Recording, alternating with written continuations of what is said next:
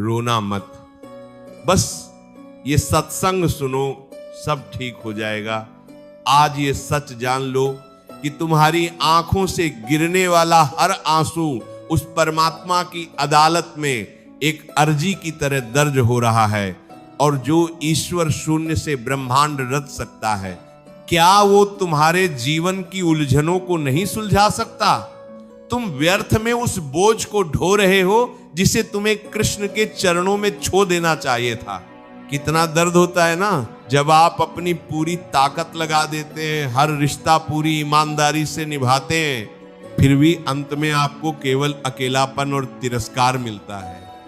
आप रात रात भर जाग कर अंधेरे कमरे में बस यही सोचते हैं कि आखिर मेरी गलती क्या थी, मैंने तो सबका भला ही चाहा था। वो सीने में उठने वाला भारीपन, वो सन्नाटा जो आपको अंदर ही अंदर काटता है, और वो बेचैनी जिसमें आपको लगता है कि अब कोई रास्ता नहीं बचा, इंसान को मानसिक रूप से छलनी कर देता है। आप अपनों के बीच होकर भी बेगाने महसूस करते हैं, क्योंकि जिस कंधे पर आप सिर रखकर रोना चाहते थे, वही कंधा आपसे दूर हो चुका है। वो घुट घुट कर जीना, अपनों के ताने सहना और भविष्य का वो डर कि अब आगे क्या होगा, इंसान की आत्मा को थका देता है। आपको लगता है कि शायद ईश्वर बहरा हो गया है, वो आपकी पुकार सुन ही नहीं रहा। पर सच तो यह है कि ईश्वर की खामोशी उसकी बेरुखी नहीं, बल्कि उसका मौन आशीर्वाद है। श्री कृष्ण भगवद गीता में कहते हैं कि मयि सर्वमिदं प्रोतम तु सूत्रे मणिगणा इव, अर्थात यह सारा संसार मुझ में वैसे ही पिरोया हुआ है जैसे धागे में मणियां। तुम आज इसलिए दुखी हो क्योंकि तुम धागे को नहीं, केवल मणियों को देख रहे हो। कड़वा सच तो यह है कि तुम उन लोगों से प्यार और कद्र की भीख मांग रहे हो जिनकी अपनी झोली खाली है। दुनिया केवल स्वार्थ की भाषा समझती है, लेकिन ईश्वर केवल भाव की भाषा समझता है। जब कोई तुम्हारा दिल दुखाता है तो समझ लेना कि भगवान तुम्हारे मोह के बंधनों को काट रहे हैं, ताकि तुम स्वतंत्र होकर उस परम आनंद की ओर बन सको जो स्थायी है। जिसे तुम अपनी बर्बादी समझ रहे हो, वो असल में तुम्हारी आत्मा का शुद्धिकरण है, जो तुम्हें ये याद दिलाने आया है कि तुम्हारा असली और शाश्वत रिश्ता केवल उस सामरे से है।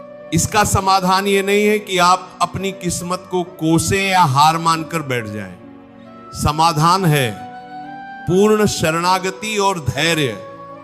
जब रिश्ते रुलाने लगे और रास्ते बंद दिखने लगे तो शोर मत मचाओ, बल्कि खामोशी से अपना हाथ उस मुरली मनोहर के हाथ में दे दो।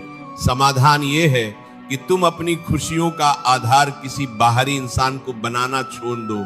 जब तुम खुद की कद्र करने लगते हो और ये मान लेते हो कि मेरे साथ मेरा कान्हा है, तब दुनिया का कोई भी दुख तुम्हें विचलित नहीं कर सकता। शांत हो जाओ, क्योंकि खामोशी में ही वो दिव्य संगीत सुनाई देता है जो तुम्हारे सारे घावों को भर देता है। अपनी पीड़ा को प्रार्थना में बदलो और उसे अपने इष्ट को सौंप दो। जिस दिन तुम ये कह दोगे कि प्रभु अब जो तुम्हारी मर्जी, उसी पल से चमत्कार शुरू हो जाएंगे। इस ईश्वरीय विधान और सत्संग की महिमा को समझने के लिए हमें पुराणों के उस महान प्रसंग की ओर चलना होगा, जहां एक घोर संकट के समय केवल एक पुकार ने साक्षात विष्णु को विवश कर दिया था। यह कथा है श्रीमद् भागवत पुराण के गजेंद्र मोक्ष की। गजेंद्र जो हाथियों का राजा था, अपनी शक्ति के मद में चूर था। एक बार सरोवर में जल पीते समय एक शक्तिशाली मगरमच्छ ने उसका पैर पकड़ लिया। गजेंद्र ने अपनी पूरी ताकत लगा दी, उसके परिवार ने भी जोर लगाया, लेकिन मगरमच्छ उसे गहरे पानी में खींचता ही गया। हजारों वर्षों तक ये युद्ध चला। अंत में जब गजेंद्र पूरी तरह थक गया, उसके सगे संबंधी साथ छोड़कर चले गए और उसकी अपनी देह ने भी जवाब दे दिया। तब उसने अपनी सूंड में एक कमल का फूल लिया और आर्त भाव से नारायण को पुकारा। उसने कोई लंबी स्तुति नहीं की, बस रोते हुए समर्पित हो गया। परिणाम क्या हुआ? साक्षात भगवान विष्णु गरुड़ पर सवार होकर नंगे पैर दौड़े चले आए और सुदर्शन चक्र से उस संकट का अंत किया। ये कहानी हमें सिखाती है कि जब तक तुम अपनी शक्ति पर भरोसा करोगे तुम हारोगे, लेकिन जिस दिन तुम हार मानकर उस परमात्मा को पुकारोगे वो काल के मुख से भी तुम्हें निकाल लाएगा। सत्संग का अर्थ यही है, उस सत्य के संग जुड़ना जो कभी नहीं बदलता। गजेंद्र की पुकार ही उसका सत्संग थी। रिश्तों की सच्चाई यही है कि यहां हर कोई अपनी कहानी का नायक है और आपकी भावनाओं से उसका कोई लेना देना नहीं है। जब आप दिखाते हैं कि आप उनके बिना नहीं रह सकते तो वो आपको और भी ज्यादा तपाते हैं, लेकिन जैसे ही आप अपनी खुशियों के लिए आत्मनिर्भर हो जाते हैं तो दुनिया का नजरिया बदलने लगता है। सफलता का रास्ता अक्सर उन्हीं आंसुओं से होकर गुजरता है जिन्हें आपने अकेले में बहाया है। मानवीय अनुभव हमें बताते हैं कि जो लोग दूसरों की खुशी के लिए खुद को पूरी तरह मिटा देते हैं अक्सर उन्हें ही सबसे ज्यादा उपेक्षा मिलती है। इसलिए पहले खुद का सम्मान करना सीखिए और अपनी गरिमा को किसी की बेरुखी की भेंट मत चचने दीजिए। धैर्य रखिए, क्योंकि वक्त की धूल जब छंटेगी तब तुम्हें एहसास होगा कि अच्छा हुआ जो रिश्ता टूटा, वरना तुम कभी अपनी असली शक्ति और ईश्वर की असीम कृपा से नहीं मिल पाते। विश्वास रखिए उस सामरे पर, उसने आपको एक बड़ी मुसीबत से बचाने के लिए ही शायद उन लोगों से दूर किया है जो आपकी कद्र नहीं करते थे। किस्मत का रोना वो रोते हैं जो खुद की आत्मा की गहराई को नहीं नापते।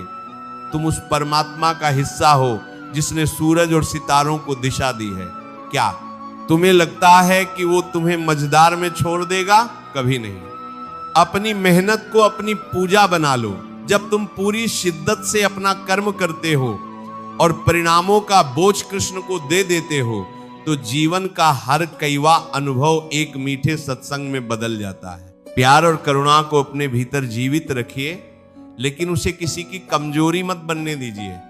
जब कोई आपका दिल दुखाए तो ये सोचकर मुस्कुरा दीजिए कि उसके पास देने के लिए केवल कवाहट है, जबकि आपके पास देने के लिए मौन और प्रार्थना है। अपनी आंतरिक शांति को इतनी सस्ती मत बनाइए कि कोई भी राह चलता इंसान आकर उसे भंग कर दे। जो आपकी भावनाओं का सम्मान नहीं करता उसे अपनी मौजूदगी का उपहार देना बंद कर दीजिए। असली सत्संग वही है जो आपको भीतर से इतना मजबूत बना दे कि बाहरी तूफान आपको छू भी ना पाए। किस्मत का खेल बड़ा निराला है। जो आज तुम्हें हारा हुआ मान रहे हैं कल वो तुम्हारी सफलता का चमत्कार देखकर दंग रह जाएंगे, लेकिन तब तक तुम्हें खुद को स्थिर और शांत रखना होगा। खुद को इतना काबिल बनाओ कि अवसर तुम्हें ढूंढते हुए आए। जब आप अपने कर्म में डूब जाते हैं और अपनी संगत का आनंद लेने लगते हैं तो दुनिया की कोई भी नकारात्मकता आपको विचलित नहीं कर पाती। सत्संग केवल सुनने की चीज नहीं है, इसे जीने की कला बनाइए। मेरे प्यारे योद्धाओं, अब रोना बंद करो। ये जो अंधेरा तुम आज महसूस कर रहे हो ये सवेरे के आने की आहट है। तुम कमजोर नहीं हो, तुम तो वो चिराग हो जो अपनी रोशनी खुद पैदा करता है। अपनी आंखों में वो चमक और दिल में वो शांति जगाए रखो जो किसी और की मोहताज न हो। चिंता मत करो, क्योंकि तुम्हारी हर पुकार उस तक पहुंच रही है। वो सही समय का इंतजार कर रहा है ताकि तुम्हें वो दे सके जो तुम्हारे लिए सर्वश्रेष्ठ है। तुम्हारी जीत तय है क्योंकि तुम्हारा सारथी स्वयं द्वारकाधीश है।